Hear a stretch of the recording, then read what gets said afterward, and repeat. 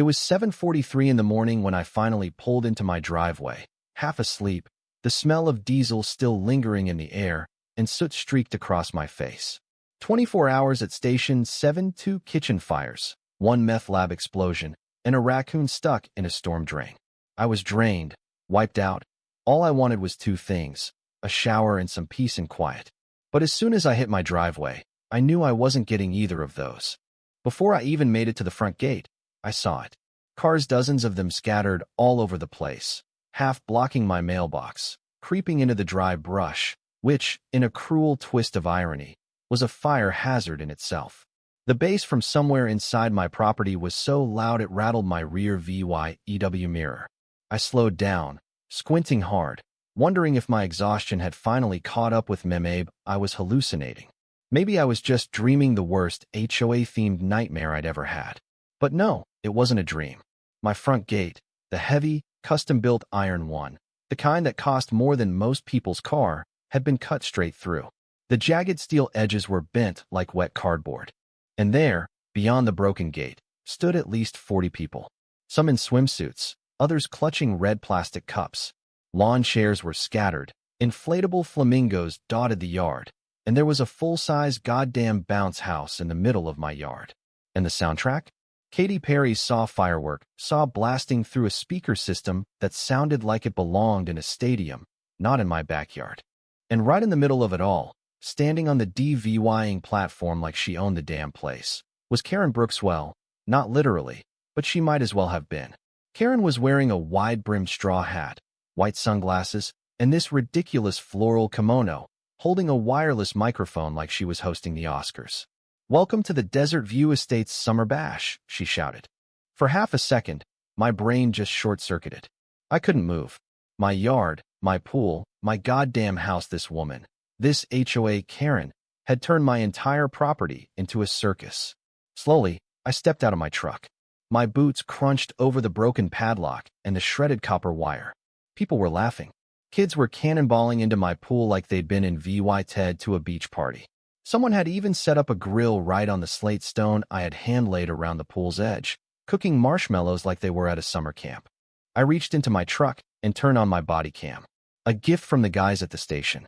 I walked in, calm but firm, stepping between beach chairs and spilled juice boxes, until I was standing just 5 feet from Karen.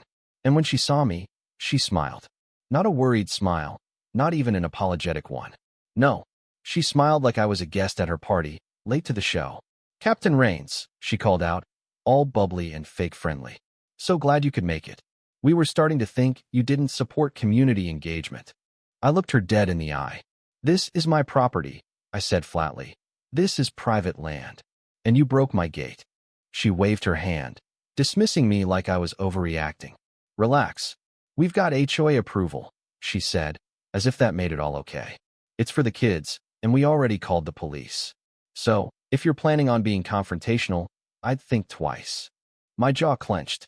"You called the cops on me for walking onto my own property?" I couldn't believe it, honestly. She was playing the VY Tim like I was the one causing trouble. She threw her hands up. "You were being hostile. We felt unsafe." I could feel the boiling anger in my chest, but I stepped back, took a deep breath, and pulled out my phone. "Fine," I said. "Let's wait for the cops together." And while Karen turned back to her crowd, yelling about raffle tickets and HOA spirit, I hit record. It was about 13 minutes later when the first patrol car showed up. Sirens off, but lights flashing, throwing strobe-like pulses over the front of my house. A young officer stepped out first, Officer Jennings, I think. He was followed by an older deputy with mirrored sunglasses and a clipboard. They hadn't even closed the doors before Karen made a beeline for them, while VYing her HOA badge around like it was some sort of federal clearance. "Officers, thank God you're here," she said, clutching her chest like she was the one under siege. "This man is trying to ruin our peaceful neighborhood event. We have HOA clearance." I just stood there, calm as a cucumber, still filming. The younger officer glanced at me for a second, clearly confused. "Sir," he said to me, "can we have a word?" "Absolutely," I said. "Just so you know, I've got everything documented. Cameras rolling." I handed over my ID, deed, and my phone, showing them footage of the mangled gate and the Facebook Live feed Karen had posted the night before, selling tickets for $25 a pop for this community event. Comments scrolled across the screen.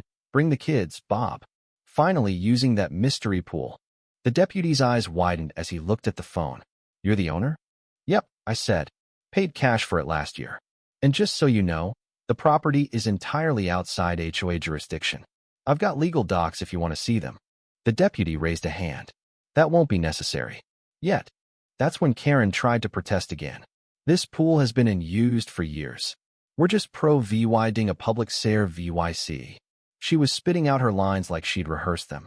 I couldn't hold it in anymore. Lady, I just spent 24 hours pulling 3 kids out of a burning building. This, I gestured toward the bounce house, the flamingos, and the DJ booth plugged into my garage socket, is not a public good. This is breaking and entering. Plus, it's a cash grab.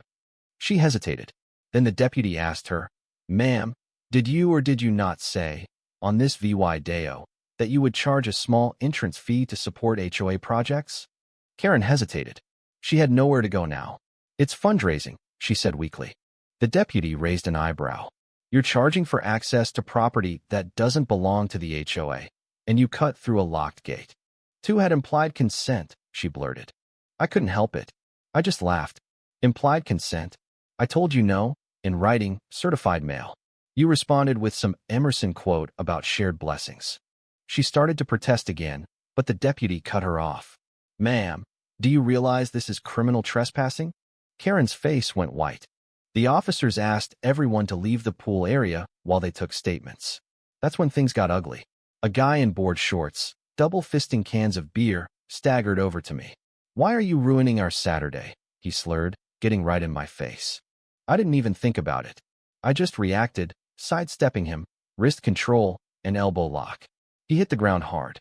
Not injured, just humiliated. The crowd gasped, and the officers rushed in. I backed off, hands up, staying calm. You saw that? I told the deputy. Controlled force. No harm intended. It took another 20 minutes to break up the party. The officers radioed in for backup. Parents were dragging kids out of the pool, wrapped in wet towels, grumbling. The DJ looked like he wanted to disappear. Karen was standing stiff as a statue, arms crossed, her face stormy. But that was the moment I knew things were going to change. The moment everything flipped from chaos to control. Now, I want to hear from you. Do you think I did the right thing? Was it just a misunderstanding, or was Karen overstepping her bounds? Drop a comment below with your thoughts. What would you have done in my shoes? And don't forget to share this story. Maybe we can all learn a little something about standing up for our rights. Or at least for our backyard.